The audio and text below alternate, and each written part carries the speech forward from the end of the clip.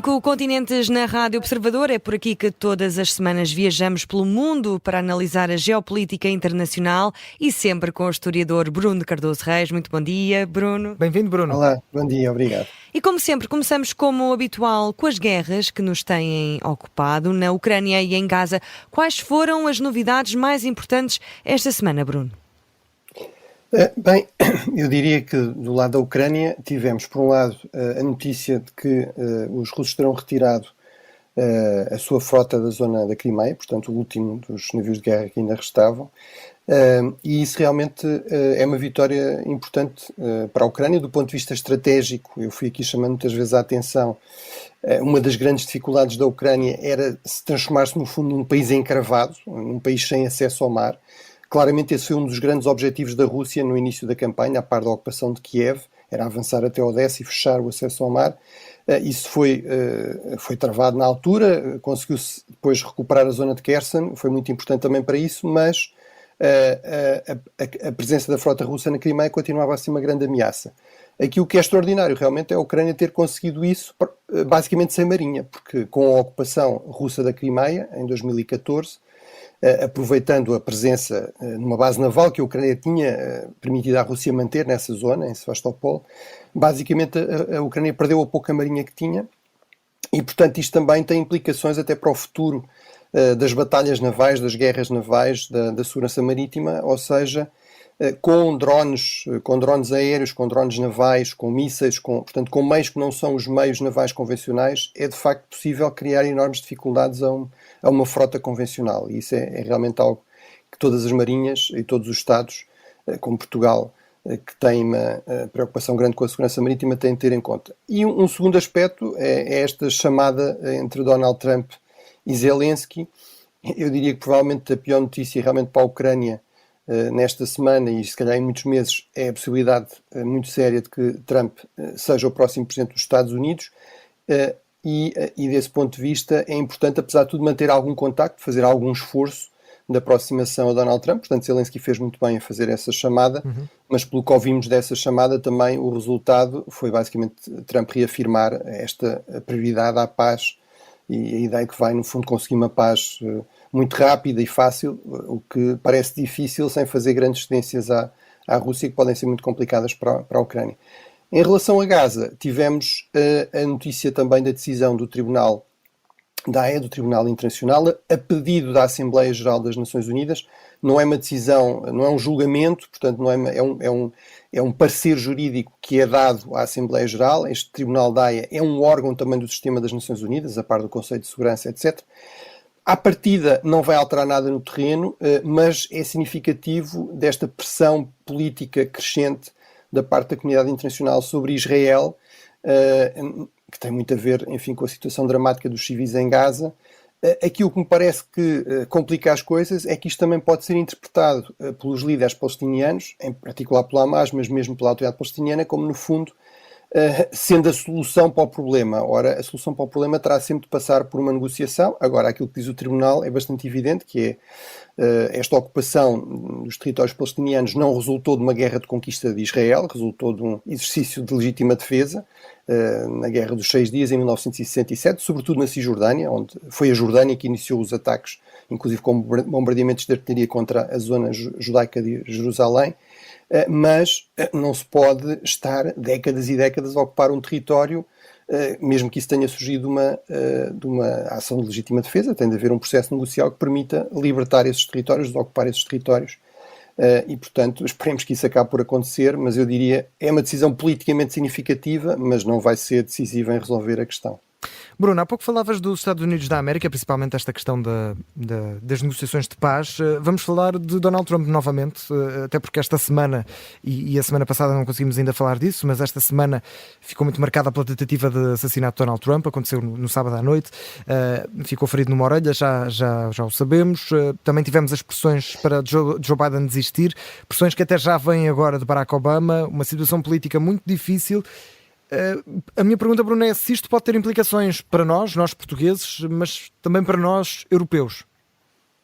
Sim, ou seja, no fundo pode-se perguntar, mas porquê é que nós nos ocupamos tanto com a política norte-americana? Eu diria uma parte da explicação é que realmente os americanos não conseguem fazer nada sem fazer disso um show, não é? Portanto, seja a política, seja o que quer que for, seja a economia, há sempre ali um lado, digamos, bastante atraente do ponto de vista visual, comunicacional, e portanto, mas há um outro lado mais, digamos, mais sério, que é os Estados Unidos são realmente uma das grandes potências, certamente a maior potência a nível global, em todas as dimensões, e em particular para a Europa, em particular para Portugal, são especialmente importantes porque Portugal é um país do Atlântico, os Estados Unidos são a grande potência naval global, são a grande potência do Atlântico, nós sempre tivemos, há séculos que temos como prioridade ter uma aliança próxima com a principal potência do Atlântico. Primeiro foi a Grã-Bretanha, durante muitos séculos, desde 1945, desde a Segunda Guerra Mundial, são os Estados Unidos, e porque os Estados Unidos são o grande garante da segurança, da estabilidade, da paz, da prosperidade na Europa, sobretudo através da NATO. E realmente aí os Estados Unidos têm um papel incontornável.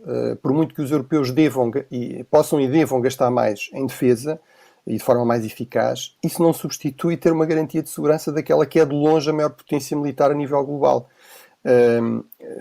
A Rússia sabe perfeitamente que se atacar um país membro da NATO hoje, mesmo que as coisas corram bem militarmente naquele país específico, isso vai basicamente levar à intervenção dos Estados Unidos e no limite poderia levar a uma terceira guerra mundial, que seria uma guerra nuclear à qual ninguém sobrevivia, nem Putin, nem as elites russas, e portanto isso realmente faz toda a diferença e significa que para os europeus em particular o futuro político dos Estados Unidos é muito importante. Até aqui, até Donald Trump, basicamente desde 1952, que foi as últimas primárias em que um líder republicano, o senador Taft, do Ohio, o mesmo estado do agora candidato a vice-presidente, J.D. Vance, defendeu uma política isolacionista. Ele tinha-se oposto, inclusive, à criação da NATO, como tinha também defendido a paz com Hitler. Este senador Taft foi derrotado pelo general Eisenhower, que tinha sido o primeiro comandante militar, aliás, da NATO, e, portanto, desde 1952 que os europeus não se têm de preocupar com isso estar em questão. Seja o Partido Republicano, seja o Partido Democrático, independentemente dos candidatos que apresentam, têm sempre um compromisso forte com as alianças, com o sistema de alianças, com a cooperação internacional e também, em particular, com a NATO e com a Europa. E, portanto, com Trump isso está claramente em questão. Agora, como dizias, além disso, temos aqui um contexto especialmente confuso. Temos uma política americana de tal forma polarizada que já há muito se vinha vendo sinais muito preocupantes de violência política. Desta vez manifestou-se de uma forma completamente inaceitável numa democracia, que é uma tentativa de eliminar um adversário político, não é? De eliminar Donald Trump, embora não saibamos, para ser rigoroso, se houve motivações políticas da parte deste atirador, mas obviamente há sempre uma leitura política. Ele conseguiu sobreviver, portanto sai reforçado deste atentado, até pela imagem icónica que projeta de força a reagir ao atentado. Por outro lado, temos do lado democrático Joe Biden, que é, no fundo, ele um atlantista, portanto dá outras garantias de continuidade em relação, por exemplo, à Europa. A questão é que ele claramente há muito tempo que não está na melhor forma, isso tornou-se manifesto, nomeadamente com o debate com Donald Trump, mas tem-se repetido, digamos, declarações confusas, etc., que mostram que ele realmente não está em condições de continuar, provavelmente durante mais 4 anos. O problema é que o Partido Democrático não está a conseguir não conseguiu resolver essa questão, não conseguiu criar um candidato alternativo e, portanto, agora há uma pressão crescente nesse sentido, mas não é de todo claro que se consiga fazer isso em tempo útil e em torno de uma candidatura unificada e unificadora, que seria o crucial.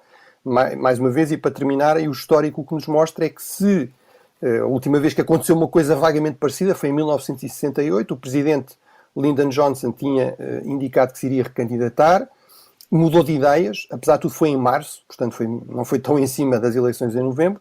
O problema foi que a seguir o partido entrou numa guerra interna terrível, portanto nunca conseguiu realmente voltar a reunir-se em torno do candidato que venceu as primárias e acabou por perder as eleições com Richard Nixon, e portanto há também a possibilidade disso se repetir com os democratas, mesmo que Joe Biden acabe por desistir e ser substituído.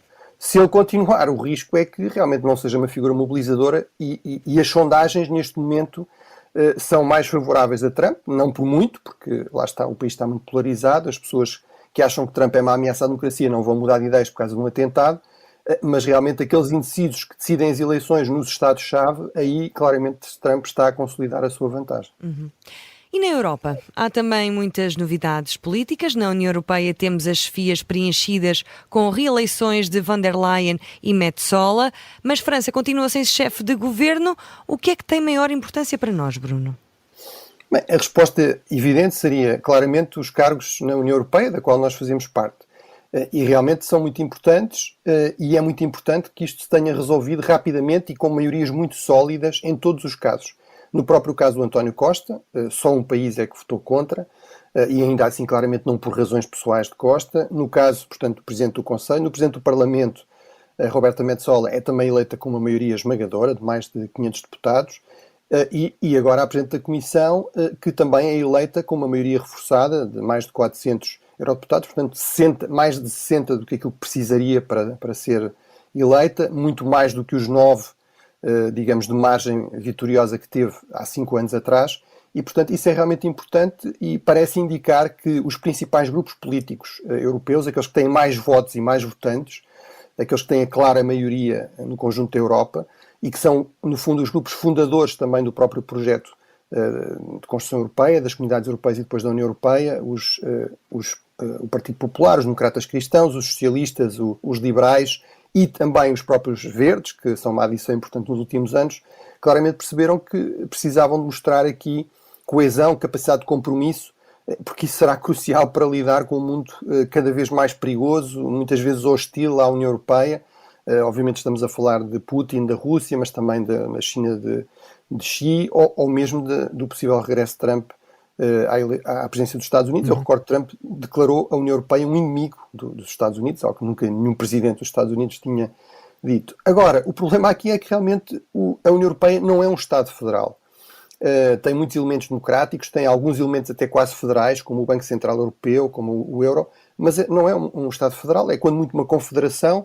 Portanto, os Estados-membros continuam a ter a palavra decisiva, a palavra última, e em particular os Estados-membros com mais peso, com maior dimensão, com maior população. Ora, aí a França é realmente incontornável, é o segundo maior país em população, no tamanho da economia, tem 3 das 5 maiores empresas europeias, e portanto, realmente aí temos esse problema de um impasse político que se pode prolongar.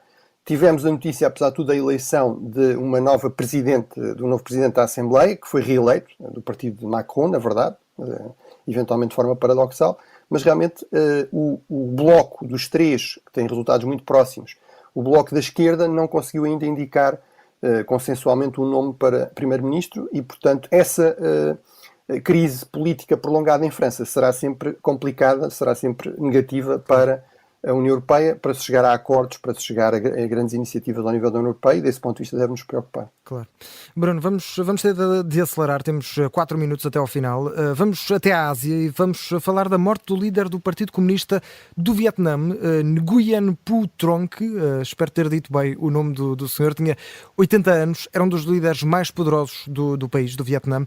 Qual é que era o papel, não só no país, mas também na região, Bruno?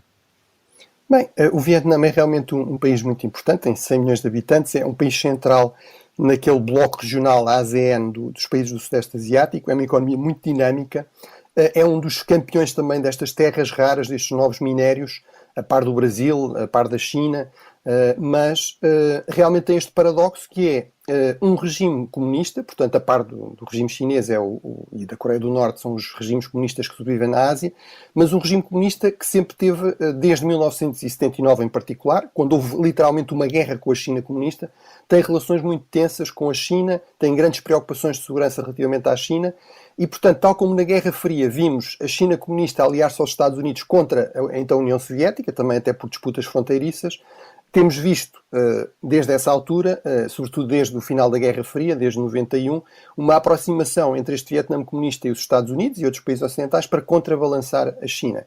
Agora, o que aqui é importante é que isto não põe em questão a natureza do regime e, portanto, houve um período de reformas, havia setores mais reformistas mesmo no Partido Comunista Vietnamita. Este Sr. Trong foi, digamos, o homem da linha dura, que levou a cabo uma purga muito significativa, até um pouco no modelo da China, porque também há aqui esta relação paradoxal de rivalidade, mas ao mesmo tempo de grande influência cultural da China sobre o Vietnã, há muitos séculos, mas, portanto, fez aqui uma política de purgas e portanto, passou muito claramente esta mensagem: o regime é para se manter, a política externa é uma questão distinta. E, portanto, aquilo que se espera é que o seu sucessor designado, o atual presidente, o presidente Lame, que foi crucial nessas campanhas e foi o responsável também pelos serviços secretos, mantenha essa linha dura em termos de política interna e depois uma diplomacia de grande flexibilidade, de prioridade à diplomacia económica e até de alguma aproximação pragmática com países ocidentais, mas sem pôr em causa a natureza do regime. E antes de irmos à África, muito rapidamente subimos para o Nordeste e vamos ao Japão. É lá que teve lugar o Fórum Japão-Ilhas do Pacífico. Vai discutir-se principalmente segurança e clima, mas o que é ao certo este fórum, Bruno? Bem, este fórum, muito brevemente, é um instrumento do Japão para manter diálogo político e estruturar a sua cooperação, a sua ajuda ao desenvolvimento, o seu investimento em infraestruturas nestas ilhas do Pacífico.